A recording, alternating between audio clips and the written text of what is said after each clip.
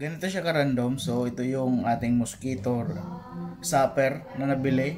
Ang cost niyan is 128 pesos sa Shopee. And ito yung kanyang operational na appearance. So, bakit ba hindi maganda nabilin ito? And na-advise ko na huwag nyo nang bilhin. Papakita natin. Pero sa ngayon, ganyan siya mag-operate, no? Mapapansin nyo, parang gumagalaw yung ilaw dahil sa shutter ng camera. And bubuksan natin para makita natin yung loob. And bakit siya bad idea na bumili ng ganyan. Ito ka-random. So ngayon, idadisik na natin siya. Pero dahil sa demo na ito, natanggal ko na yung mga screw. Meron niyang 6 na screw. So yung mga screws dito mo tatanggalin. 1, 2, 3. And dun sa kabila,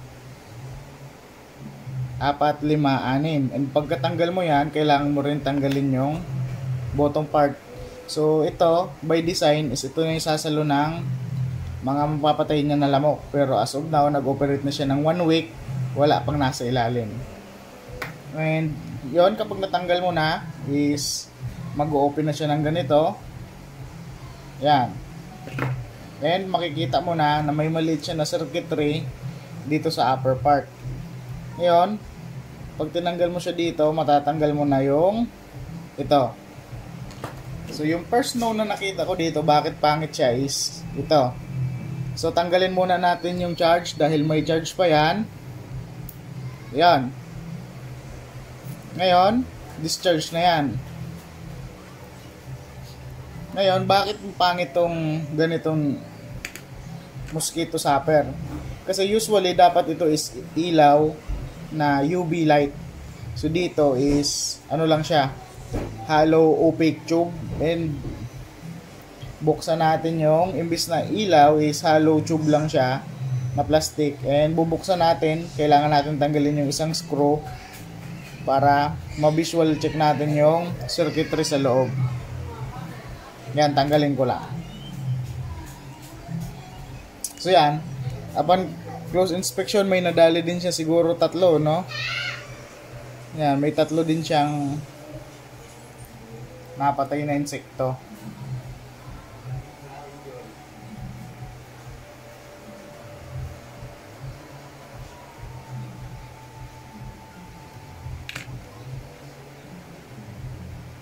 Ayan. Yan, buksan na natin.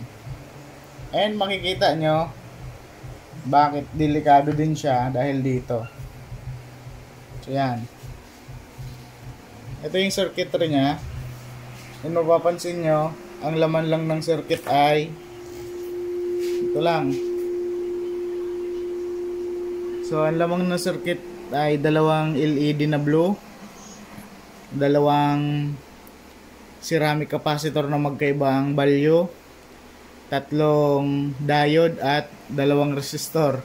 So pangit talaga, no? And ayaw mo siya na i-test na dut-dutin ng kamay dahil delikado siya. Ngayon ko lang siya nakita na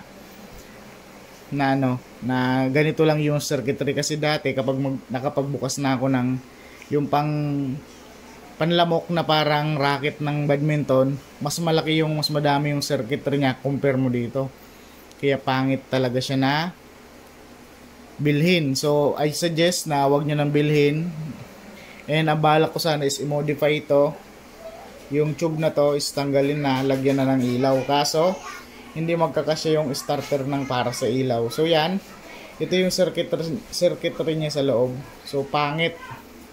Kaya huwag nyo nang bilhin. Sana ay mas spread yung awareness sa pagbili ng ganito. Ipopost ko yung picture ng dun sa Shopee. Hindi ko na ibibigay kung sino seller para hindi naman natin siya masira. Basta ang i-avoid nyo lang is yung mga ganito. Kasi kahit iba-ibang seller, panigurado ko pare-pares lang yung product.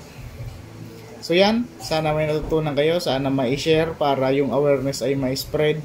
And hindi na din masayang. Buti at ito ay 128 pesos. So yon, sana yan, marami ang makaalam. So hindi na natin gagamitin yung tester kasi ayan, ito na yung component, yung circuitry niya. Madali naman siyang basahin, no? So yan. it's a big no. So sana may natutunan kayo. And yan, palike, subscribe, and share yung video. Salamat po.